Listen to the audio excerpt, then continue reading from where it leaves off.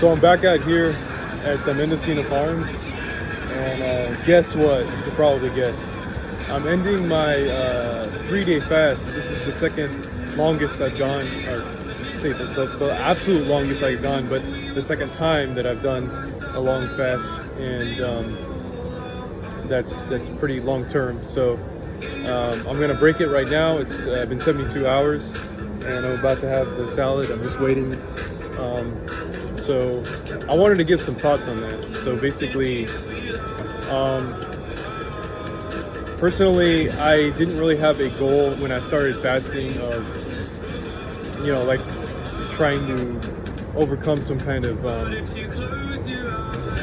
health issue, but rather preventing it. But I also, it was also therapeutic too. Like at first it was like, oh well, there's a practical side to this, and now there's more research going on and stuff like that. Then I thought more about it. I'm like, well, what if there's like something unconscious that I'm not quite sure about? So for example, I realized that there was a time in my life, and you probably would never guess, but let's see, when I was probably 15 or 16, where you could pretty much consider me like chronically depressed or chronically ill, mentally ill, pretty much. And I mean, it was only happening for about 3 months. I was extremely stressed out. I was going to a high school where there were two aspects to it. There was like an extremely nerdy aspect, but then there was also like an extremely ghetto aspect. And which is kind of funny because, what I mean by that is there was large investments towards it.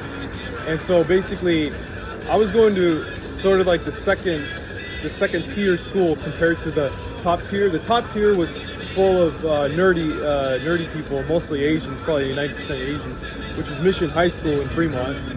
And so basically at that time they were trying to mimic the kinds of things they were doing, and so they were putting a lot of stress on us.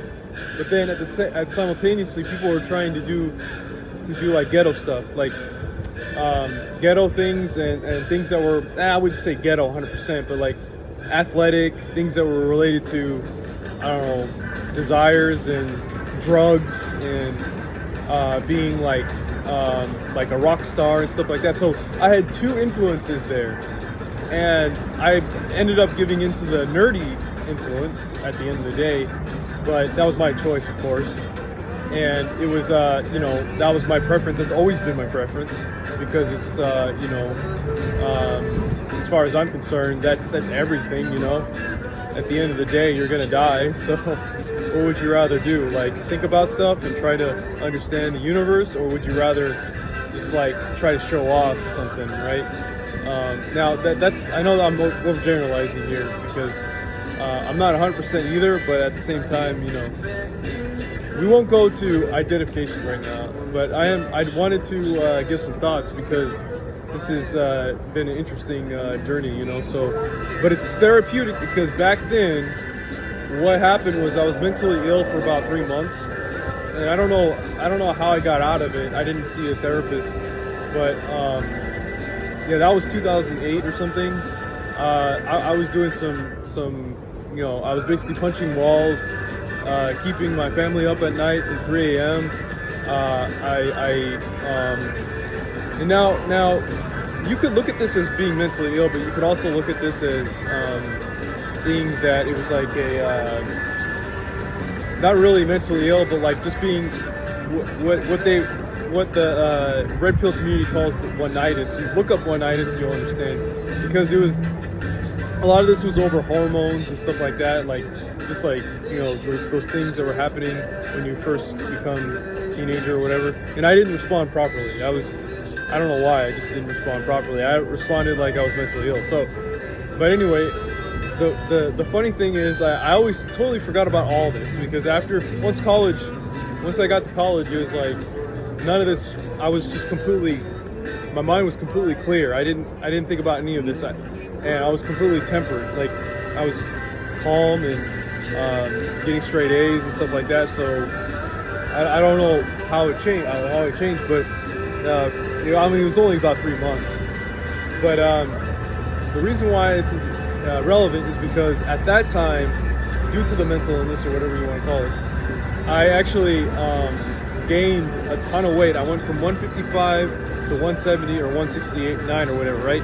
So by doing this fast and by doing all this stuff, I actually got my weight down to 167 or 168, and this is the lowest I've been since then. And so it's therapeutic because it makes me think, oh, I can move on from those times. And there's also some ketosis going on, so it's just like everything's combining, and it's very, I want to say, excellent for me. So it's like I feel like I can be 30 now, you know, officially 30, which I am. But the other thing that's interesting too is, so yeah, I reached my goal, my first goal. So then my first goal was to get to 170, and then now my second goal is to get to 155 pounds. And I didn't have this goal until like maybe last month or a month and a half ago, because I was just like, well, let's just try this out and see what happens. And I didn't even know I would be able to get this far. I thought it was just going to be like, well, try to change because you're drinking too much sugar. You're putting too much sugar in your system. You don't know what you're doing. You're just gonna, you're gonna have to eventually try to ignore what people say about you, and that's true. I'm trying to, but you can't really. You got to work with things. You got to work with the people that you work with. I mean, were you supposed to ignore those things? I don't know, but yeah, these are my thoughts right now, and it's interesting to hear. So yeah, if for anybody's interested in doing intermittent fasting or just fasting in general, I highly recommend it. You might find therapy that no counselor could ever provide, that you would spend thousands of dollars on, in addition to all the other benefits, which is mental clarity and weight loss, and also preventing diseases, inflammatory diseases like Alzheimer's or what have you. So yeah, thanks for watching.